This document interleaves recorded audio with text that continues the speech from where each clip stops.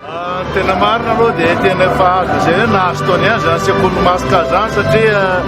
tamin'ny efatra amby fitopolo sivinjato sy arivo izy niorona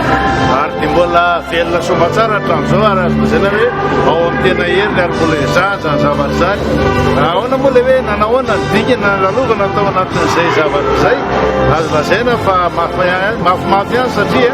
manaraka ny rivotra ny tebeny iaina ny firenena ny iaina sekoly tsy miankina tahaka ny tony raha vao misy zavatra mikorotanontana eto amin'ny firenena dia amin'ny sekoly tsy miankina koa metrany dia tsara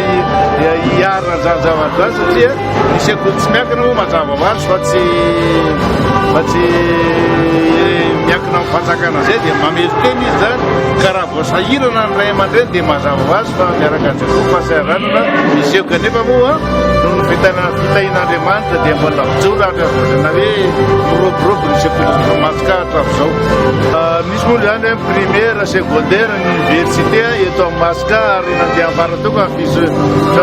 fijoroana izy ireo ka mahatonga tonga naty amin'ny université zany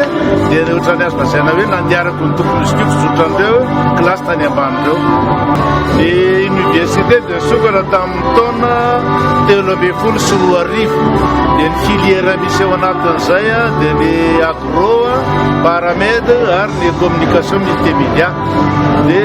ireo zany efa nazahoana ny habilitation amin'ny fanjakana ary tamin'ny tingatra taona 2016-2017 no famoahana voalohany ny andiany tao amin'ny resaka agronomie sy ny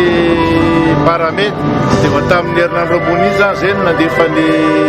soutenance amin'izareo atao amin'ny paramède.